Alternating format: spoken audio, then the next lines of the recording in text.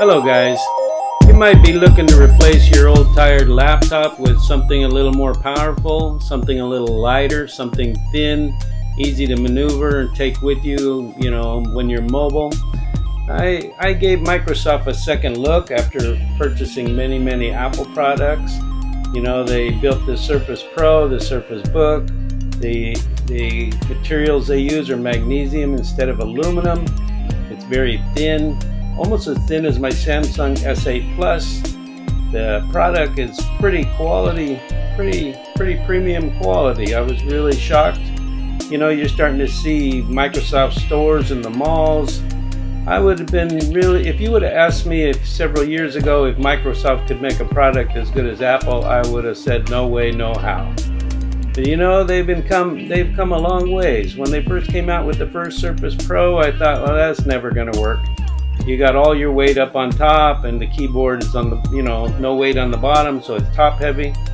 But after using a two-in-one laptop, when you're using the screen and you're tapping on that touch screen, the laptop just flops back and forth, back and forth.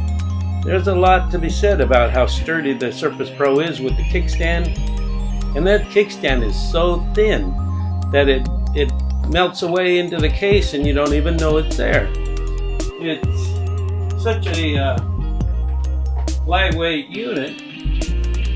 This kickstand just gone. It just disappears. Actually, there's a groove in the case and you almost can't tell the bottom from the top. You can barely get your fingernail into that kickstand.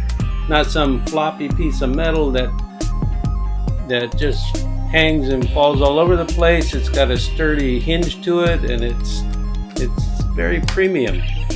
On top of that, it's almost as thin as my Samsung S8 Plus, which I previously stated. Comes with the pen. Well, it doesn't come with the pen. You have to buy the pen separate, unless you buy the M-Core. I think it comes with the M-Core model. This one is i5 with 8 gigs of RAM, 256 gigs of memory storage, SSD. Very fast SSD. It boots up quick. It's a very handy little product. This could replace your laptop. I bought it without the keyboard, primarily to use as a tablet for mobile on the go. I did pick up the keyboard later. It was on sale. They got some good prices right now because I think that they're going to be coming out with probably the newer model later on in the year. But I always pick up not last year's model per se, but the one right before the changeover, because you get the best deal. This one was on sale, and Best Buy actually matched the price it was on Amazon.com and dropped it even another $50. So all in all, I've been very satisfied with it. I'm learning, it's going back to Windows after all these years of running Apple products. It's challenging a little bit, but it started out with Windows products, and now I'm headed back there because this unit is very well built. Got an i5 processor, Kaby Lake. I picked up this little USB. This is a 256 gig USB stick, so you can add memory to your laptop very easily. There's 256 gigs right there, and on the inside, hidden away, which is a very nice build, they have a micro SD card. I have a 128 gig SD card, micro SD card right there.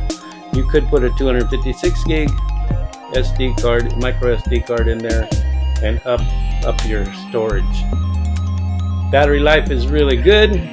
It's rated at 13 hours, but there's no way that I get 13 hours. It's very nice. The Alcântara keyboard feels nice. I've recently been watching some videos on the Ford GT, and the interior on the the Ford GT costs almost $500,000, and there's only a few of them.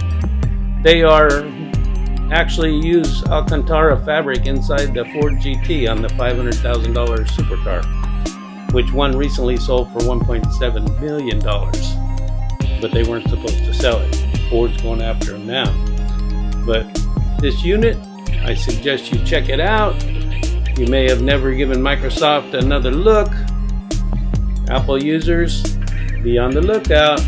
Microsoft's knocking on your door, Apple. Kind of like when you came and, you know, I never would have thought Apple could have broke into the cell phone deal, knocking out Nokia and Razr, Motorola, and all those guys, but they did.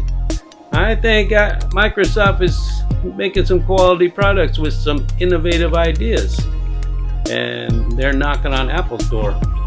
So the future remains to be seen. I just wanted to give you guys a little personal recommendation.